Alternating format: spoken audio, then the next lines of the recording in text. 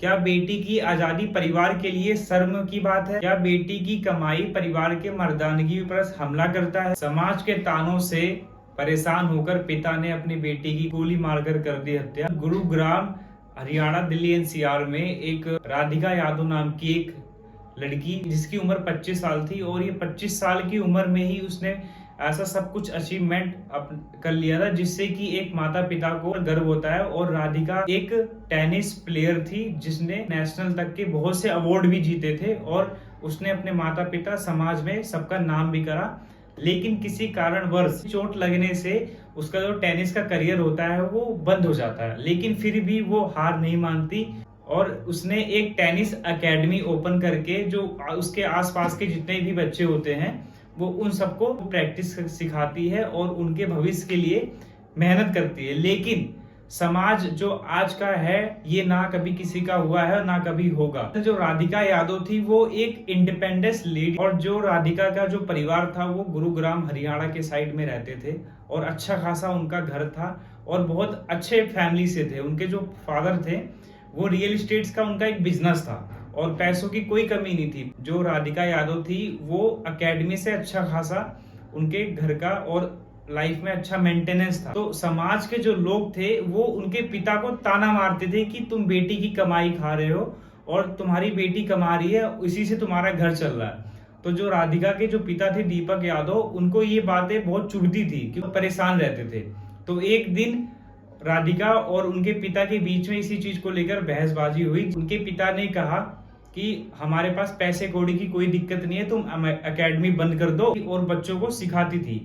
लेकिन उसने सोचा कि मैं टेनिस की एकेडमी खोल के अपने जो आसपास के बच्चे हैं उनको भविष्य में आगे बढ़ाऊं। तो इसी बात को लेकर बहसबाजी हुई और राधिका के पिता ने पुलिस की स्टेटमेंट में राधिका के पिता ने ये बयान दिया है कि जो रिश्तेदार, सोसाइटी और जो आसपास के लोग थे उन्हें वो परेशान करते थे, उनको ताने मारते थे कि तुम्हारा जो घर है वो बेटी की बदौलत चल रहा है, तुम बेटी की कमाई खा रहे हो। तो यही सब बातें उनको चुभती थी और इन्हीं सब चीजों को लेकर वो काफी ज्यादा मानसिक रूप से तनाव या जो भी कहें, इसी में आकर उनके और बेटी के बीच में बहस हुई और ये बहस एक तरह से इस हमले में बदल गया। लाइसेंस वेपन से राधिका को 3 फायरिंग कर दी और इसने में राधिका की मृत्यु होगी। हालांकि पुलिस अभी इसमें इन्वेस्टिगेशन कर रही है और समाज के वजह से ही आज ये भारत की एक बेटी की मृत्यु होगी जिसके अंदर एक जज्बा जुनून था कि वो अपने भारतवर्ष का नाम रोशन करे। लेकिन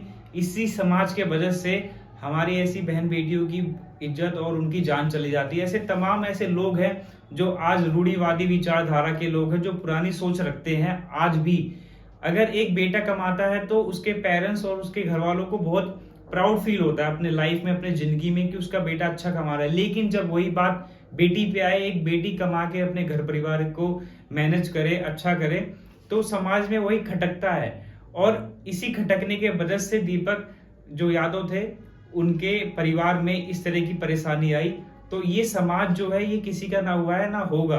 तो आपसे मैं ये रिक्वेस्ट करना चाहूंगा कि आप अपने परिवार के ऊपर ज्यादा फोकस करें। इस तरह की अपवाद और जितनी भी विवाद है अपमानजनक, इस पे फोकस ना करें। कि घटनाओं की वजह से जो हमारी देश की बेटी है, हमारे देश की जो महिलाएं हैं, वो किसी भी क्षेत्र में अच्छा काम नहीं कर पाती। जो उनके पास टैलेंट रहता है, उसने अपने सपनों को लेकर 25 साल की उम्र में बहुत बड़ी कामयाबी हासिल करी अपनी जिंदगी में और किसी कारणवश वो चोट लगने की वजह से उसने ऐसी बहुत सी समस्याओं का सामना करा जिसकी वजह से उसका करियर ड्रॉप हो गया। लेकिन उसके अंदर एक कुछ करने की उम्मीद थी, उत्साह था।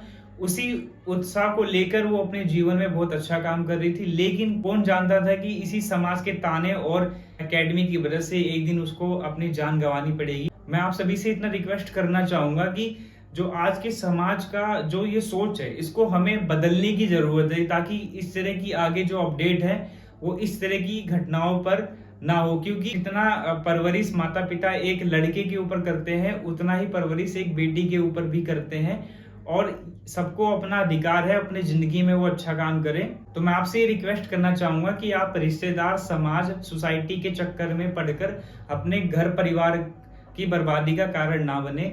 आप अपने ऊपर फोकस करें। आपको ये वीडियो अच्छा लगा हो तो लाइक, कमेंट, सब्सक्राइब करके जरूर बताना। इसी तरह की वीडियो के लिए हम मेरे चैनल को सब्सक्राइब करें। जय हिंद, जय भारत।